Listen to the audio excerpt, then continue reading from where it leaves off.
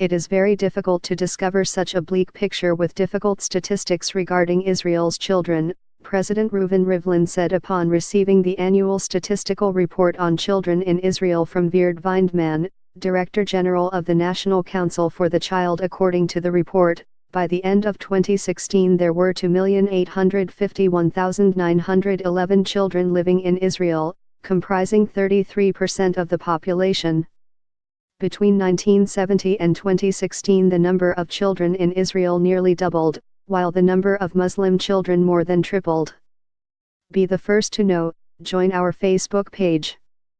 Function, D, S, ID, var JS, FJS equal D get elements tag name, S, 0, if, D get element bid, ID, return, JS equal D createlment, S, JS.ID equal ID, JSSRC equal / connect facebook.net/n_us/all JS number XFBML equal 1 and app ID equal 1634148068997, FJS parent node insert before, JS, FJS, document, script, Facebook JS SDK. The most startling findings in the report pertain to child poverty in 2016. 881,369 children were living in poverty, meaning 1 out of every 3 children.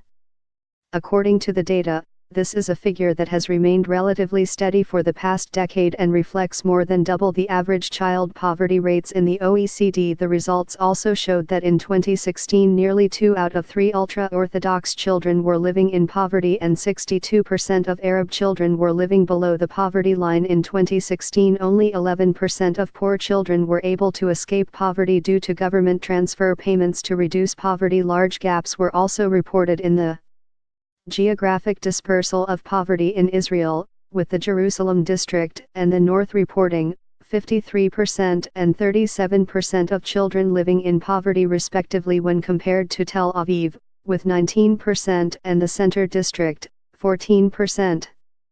A poor child is a child who goes to bed hungry. He is a child who comes to school without a sandwich. He is a child who finds it difficult to concentrate in school.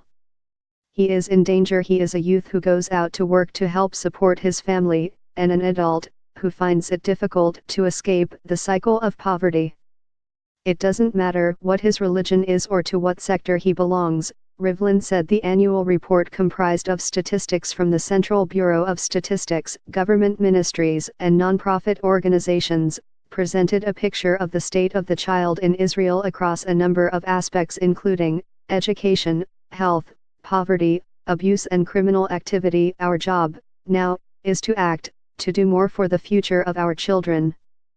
To allocate more resources in the form of funds and manpower to care for those who comprise more than a third of the state of Israel's population, Rivlin said, to get to know them better, to protect them more, in all areas, at home, in educational institutions, on the streets and online.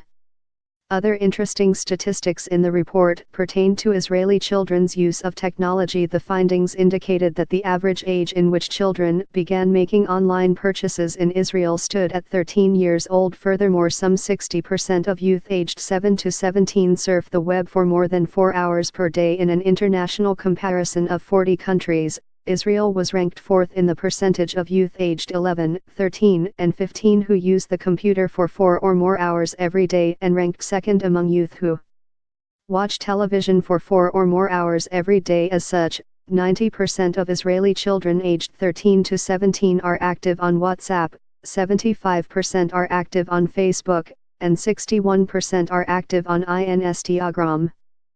The findings also found that Israel ranked first among 40 countries in the percentage of children in the same age group that did not participate in any physical activity for at least 60 minutes during the past week. The report also highlighted some positive findings, such as an increase in the number of 12th grade students eligible for matriculation certificates and a decrease in the number of students involved in violent incidents. In response to the statistics, Vindman said that in many aspects, children's situation in Israel is worsening or at the very least not improving.